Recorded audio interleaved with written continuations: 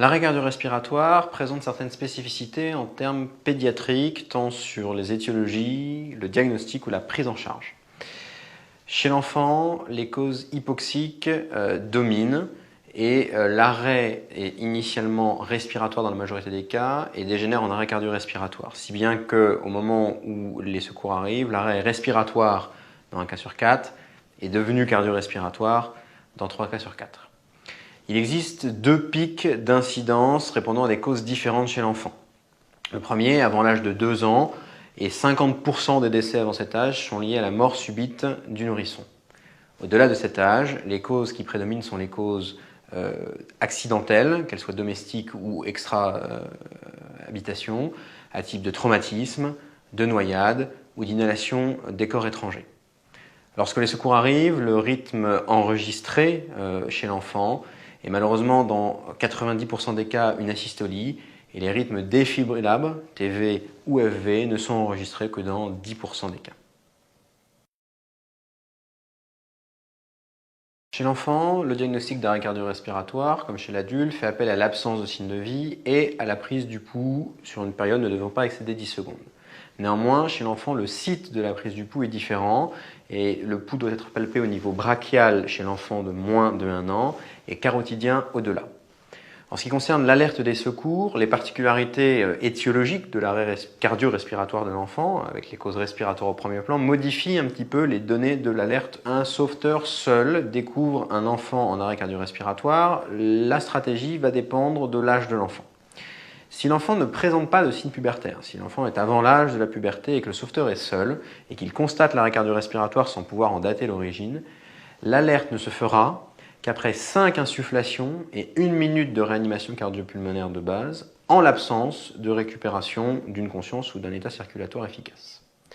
Toutefois, si le sauveteur est seul mais qu'il constate un arrêt cardio-respiratoire d'un enfant brutal sans prodrome, l'alerte devra à ce moment-là être immédiate et la réanimation cardio-pulmonaire de base entreprise immédiatement.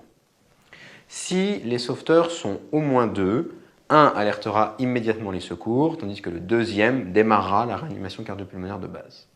Enfin, si l'enfant est post-pubertaire, les recommandations de l'adulte s'appliquent alors et l'alerte précède le début de la réanimation cardio-pulmonaire. Donc si l'enfant est inconscient, on pratique 5 insufflations premières. Chez l'enfant de moins de 1 an, les insufflations se pratiquent au moyen d'un bouche-à-bouche-nez, incluant donc la bouche et le nez du nourrisson, et au-delà de l'âge de 1 an, par un bouche-à-bouche simple. Si lors des insufflations, le thorax ne se soulève pas, il faut suspecter la présence d'un corps étranger obstruant les voies aériennes.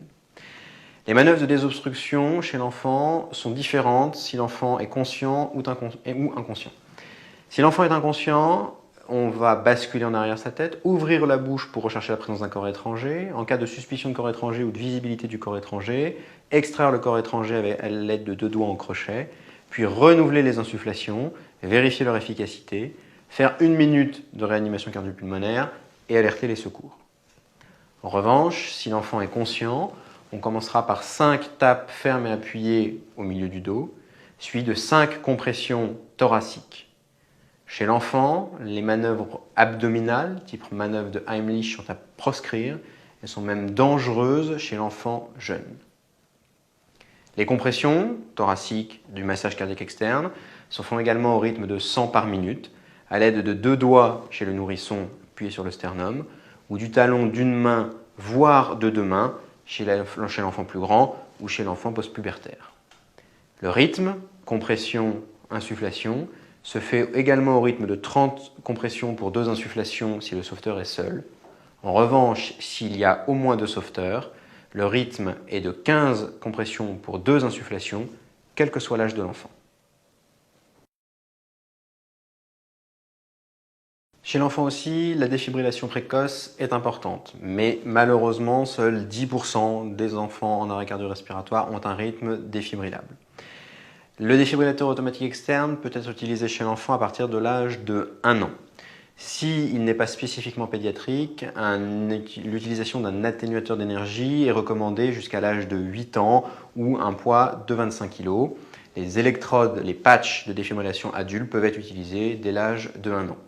En cas de défibrillation avec un défibrillateur manuel, l'énergie à régler est de 4 joules par kilo de poids corporel.